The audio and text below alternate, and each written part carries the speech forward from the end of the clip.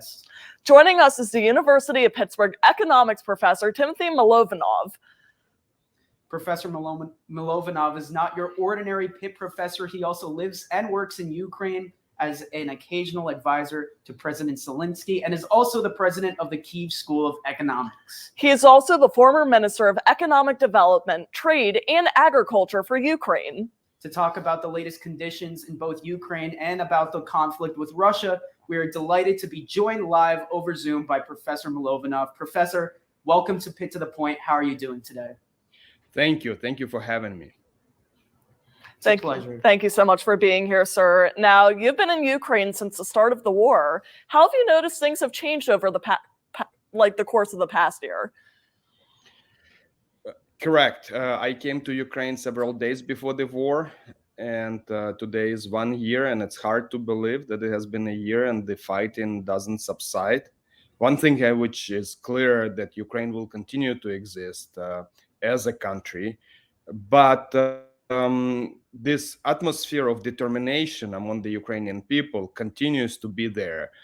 From the day one, I think people were resolved to continue to fight and to protect their nation. In many ways, it's an independence war for Ukrainians. But I think what has changed over the year that it has become very, very personal for so many people, because people have lost friends, loved ones, family, children, parents, sisters and brothers. And so there's this grim, strong, very mature, very adult-like commitment to the fight, to the resistance, to the defense effort. Now, Professor, I actually stumbled upon your Twitter page last night, and I noticed that you made a very powerful post just yesterday documenting the events 1 year ago of the first day of battle. There were scenes of tanks driving right past your car with children at the helm. How do these current days right now compare to the first few days of battle that you publicized on Twitter recently? Yes, it is true that I was going through my photos a year ago just for myself yesterday, and I couldn't, I was overwhelmed by this ability of Ukrainian people to just simply do their job. And the tweet you are referring to is we were driving somewhere towards safety because the village, the suburb in which my sister's house was, where we were supposed to meet if something was happening, and we went there. That village was close to be overrun by the Russian paratroopers, so we had to move further. And as we were moving away from the Russian paratroopers, Ukrainian tanks were coming to defend that village and to defend that airport, which was closed. And this were, 18-year-olds there, 19-year-olds, kids essentially. And, I hope they survived, but I'm not very optimistic about that. And they knew what they were doing. They knew where they were going, but they kept going, And it's just what dawned upon me is that on that day, just everyone was doing their jobs. And I think that's the secret to survival of the state. When things get tough, when there's a tragedy, everyone just has to do their jobs. Absolutely, sir. Now, kind of speaking on that Ukrainian resilience, how did you stay in the fight for so long? At first, this war was thought to be over in 2 weeks, but we're going on a year like today. So how did that Ukrainian resistance play into elongating the war? It is unfortunate and tragic that the war goes on for so long, and I'm afraid it might go for longer, for much longer. I think it will end by at some point Russia, something snapping domestically in Russia. We already see a lot of signs where there is political infighting within the military and within the government, but it might take a long time. And so how do Ukrainians get through this? I think Ukrainians, they simply do not think about it, how long it's going to go for. They go day by day. But what keeps them together is that there is a very simple objective. There's a unique objective. We have to survive.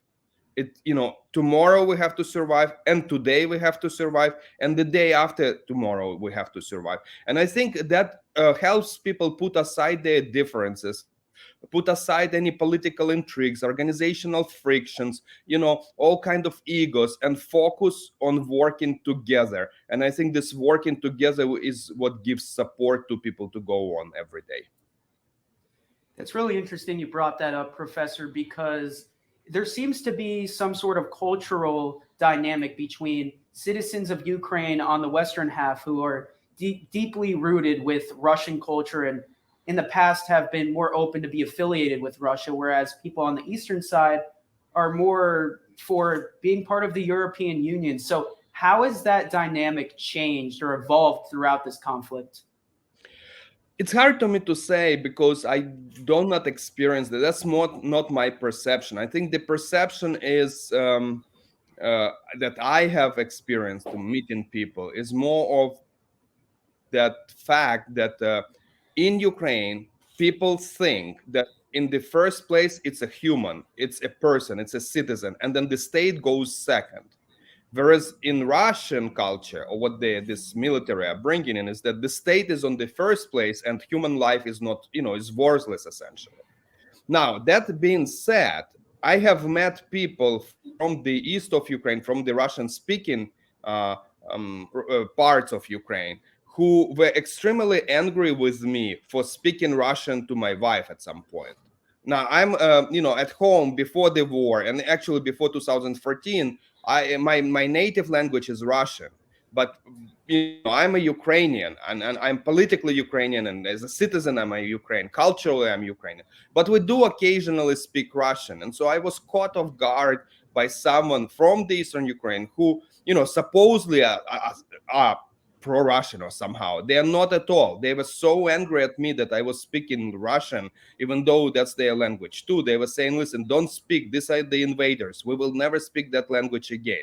So there are that dynamics too. So I think Russia, by its invasion, simply has shown to everyone, whoever had some doubts or was wavering, about their true values. Because if they were really acting in the interest of any people, as they are saying, and propaganda says that they are protecting someone, in the east of Ukraine. Well, they are protecting someone in Mariupol by killing tens of thousands of people in Mariupol. So, they are liberating people, quote unquote, by murdering them.